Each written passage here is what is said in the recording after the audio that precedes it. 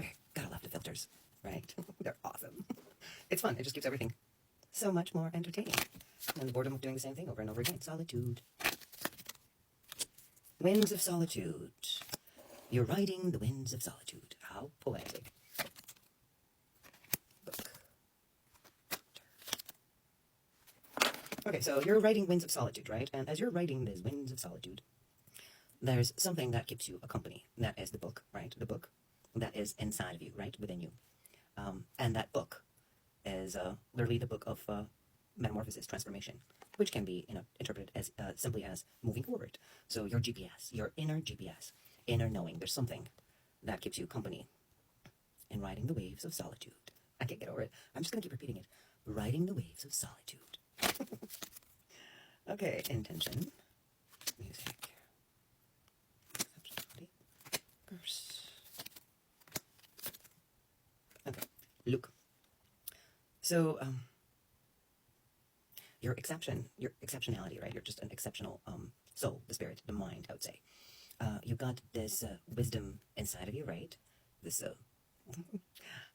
inner intellect, right? What is wisdom? You can be intelligent as of someone who has learned from the books, but you need to have that thing inside of you that can transmute, translate, and assimilate that information from the book within your reality and within the realm around you.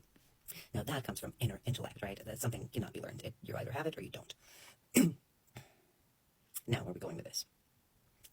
Because you have that inner wisdom, inner intellect, right? That transforms and transmutes all that information that you take in into wisdom. What you're capable of, right? Because of this gift that you have. You're capable of transmuting, right? And transforming that information, right? That is put into words, into a sound that your body vibrates. So what would that be? That would be an emotion, right?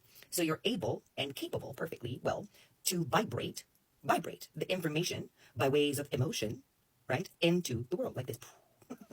Just like that. This creates a problem with the outside world, right? Because you end up almost at all times in conflict and trying to find the ways to defend yourself, right? So you feel attacked, right, from all four corners of the world, like all four sides, without exception, because you vibrating this frequency, even though you're not saying anything. So your wisdom, like once you have something imprinted in your mind, it translates into an emotion. So now you don't just think it, you feel it. And that thing that you feel vibrates that frequency. So anything that vibrates outside of you, like inside of you, also moves outside. And since we're all connected, that vibrational information is affecting others around you. Now, whatever that information may be or might be, it triggers others, obviously, in such a way that unknowingly of where it's coming from or why they're being triggered, they're attacking you, right? The offense for ignorance, offense is usually the best defense. Don't take these things too hard. Just keep doing what you're doing. Keep vibrating, baby. Keep vibrating. They're also saying that, look at this thought. You're in a 32nd degree. I don't know what that means. We're talking about Masons here. What's going on? This is a subject I can't know anything about, or I don't know anything about enough to talk about it, but this is the information that I got right now. 32nd degree. Magically, that's where you're at. So obviously not to everyone, because I don't even know what that is. Since I didn't study this, I didn't read about it, I don't have any information about these degrees or what they are. I haven't pondered them just yet. I can't speak about them. So whoever hears it and knows it, I hope you understand what I'm talking about. 32nd, not all the way to 33, 32nd or 34. I don't know how many are there. You have the number 9, right? That number 9 has the frequency that feeds that 32nd degree that you're on. I don't even know what I'm talking about. I hope you understand what I'm talking about. So number 9 has the frequency, I don't know, that feeds that level that you're on at, esoteric level. 30-second steps or Kundalini awakening. Okay, something has to do with the spine, and is it like 32nd? I don't know. Number 32 in the spine, and something that feeds it is the frequency number 9. I don't know. Figure it out yourself. I'm just a messenger. Okay. What does that have to do with anything? I'm confused. Oh, look. Okay, I see what's happening. Some of you who are in a relationship, right? And who are either struggling financially or, I don't know, maybe not doing what you desire. Now, there's good news and bad news. Which one do you want first? Bad news is that home, family relationship, the marriage, it looks like marriage or like a living partnership that you're in, is going to just come apart. So we're talking about either divorce or separation. Good news is, right after it comes apart, you're going to get the money coming in. Or you're going to start doing what you desire or want. Details. Okay. All right. Again, this is mystically bizarre. All right. What's happening? Completion. Okay. So, what the card trying to tell you is that even though you're not quite understanding that this might be a thing, or you might not understand what I'm saying presently, you will soon. What they're trying to tell you is that you've actually traveled through time. Right? It sounds crazy, but yes, we all always travel through time, right? Today's one time, tomorrow's another time, throughout the days, all times.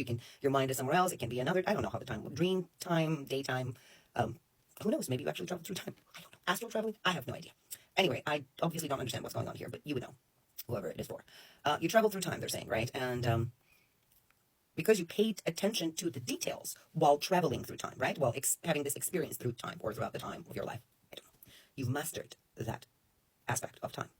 So now you are a master of that path that you went through, or something, the master of time. Maybe, I don't know, maybe you can bend time. Now, you came full circle, and what we have here is a completion. You've completed the circle. It's done. So there's are there no more lessons? No, that's it. It's done. Look, it's done. And you know how you can know that it's done? You feel right now that you hit the rock bottom. So if presently you feel like you're at the rock bottom, right? And you can't see the future ahead of you, right? There's like, I don't know where I'm going. I see no purpose. I see no point. Just basically rock bottom, right? You just face down on the ground. Your eyes are planted on the ground and you can't see anywhere unless you turn your head. So that's how they're trying to let you know that, with this information, they're trying to let you know that you actually completed that feeling that you're experiencing of rock bottom and nothing's happening anymore and we're all done, came to a full stop with face planted in the sand or soil or concrete in your case. That is the feeling of completion. That's it. Nowhere else to go, darling. At least at this point. Now there comes the balancing period. The balancing has to do with the nature of wishes, right? So now everything that you wished and asked for while you were on this journey, right? Through time, up time, down time, wherever you were going. Whatever you wished for. Now those wishes are sort of coming together and sorting themselves out, right? So like magically, old books that fell off the shelf magically are just like putting themselves in order. So it's balancing. Your wishes are balancing themselves. What I mean is like, so they're deciding. So this one comes first, that one comes second. Not in the way you wish them for them, but in the way that is best for you, right? Something that's balanced, right? Not out of order, sort of organized chaos. This is what we're going through here. 2 cards. Okay, look. Right now, you feel sacrificed. Yeah, of course, you're on the rock bottom. You feel like it's like bye-bye for you. Nothing's happening. It's an end. You just feel like it's an end. Don't worry about it because they're saying like right now you feel sacrificed, or you might also feel like you've sacrificed a lot, right? What they're asking is just ride this wave, whatever the wave is. The wave is like, I don't know, you being planted face down. Ride that wave. Face down, my love, like this. Just lay in there and breathe. Like, well, move your face to the side a little bit so that some oxygen can get into you, because you want to remain alive and be there for the time where all your wishes, like books, are aligned in order. A perfect, balanced order on the shelves for you. Fire. Just what? Okay, so this, look, a council. So the beings, your guides, right, that have been by your side, or the spirits, the ancestors, whatever you work with, right?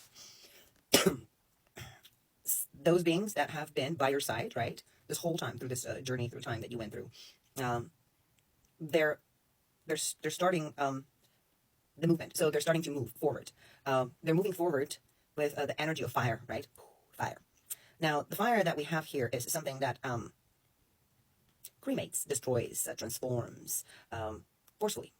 And they, believe it or not, even though at this point it looks like you're not going to need it anymore because the cycle has ended, there's nowhere else to go, you finished all your lessons through this time frame, and your wishes are, aligning themselves to, come to you. So you might not need anything else. But they want me to tell you that they're not going to forgive the strangers, right, that acted as obstacles or created obstacles in your life. People who pointed fingers at you, right, and isolated you. People who used magic against you.